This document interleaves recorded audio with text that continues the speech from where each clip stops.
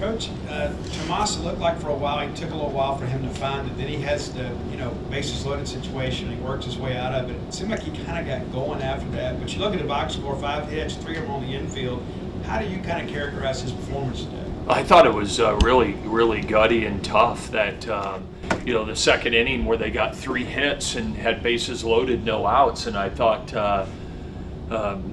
Tomas buckled down and made some huge pitches. Obviously, we had scored a run in the bottom of the first, and they had responded. I thought their approach to him coming out of the gate in the first inning was really, really good. And, but he certainly buckled down and made big pitches in that situation. So just really proud of him. And then you're right, I thought he got better as the game went on. That was a pretty defining moment. He was excited, obviously, and the kid's a warrior. I've seen it for a year. He's going to battle you to the end, and certainly that was a big key momentum inning for us to get it back on our side. Robbie?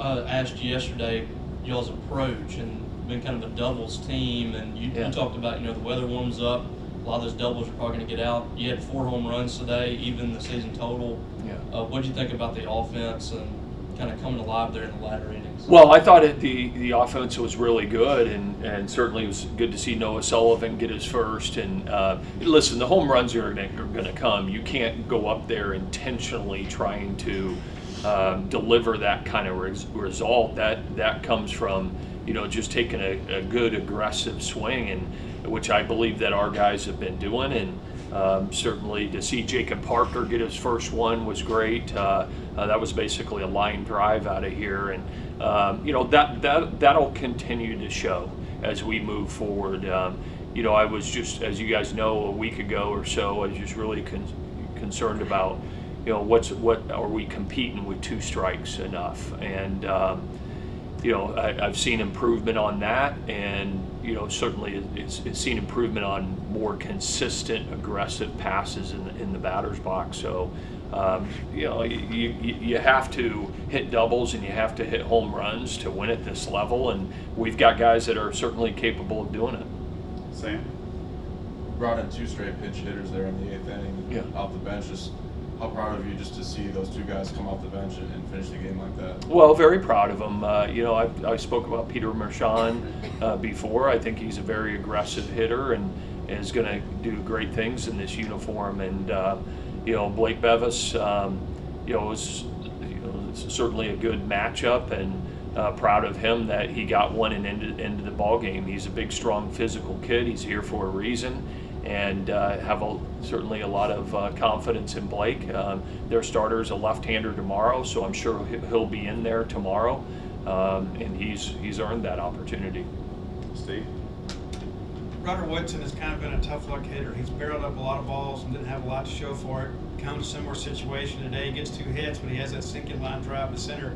What are you seeing from him right now, and how confident are you that he is going to really just have like a breakout game coming up? I'm very confident in him. The data shows us with regards to exit velocity and barrels over the first 7 games, and this guy's at the top. Just behind Ace Reese. Okay, and so I even talked to him today during batting practice and just told him, don't try to do more.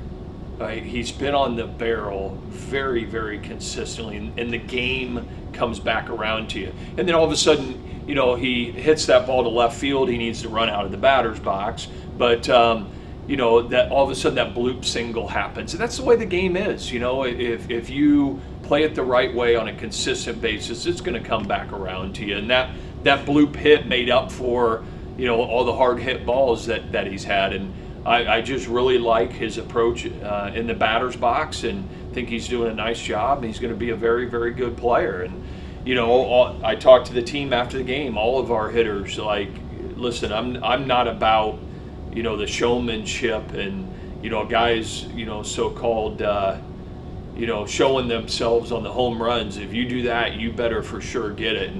And so we need to respect the game and play the game the right way. We've had a couple of hitters stand there and watch the ball and them not go out of the ballpark. Andrew Raymond did that last night, and Ryder Woodson did it today, and that's something that I can tell you that I'm not going to tolerate in this program. Yep. Time for one more, Robbie.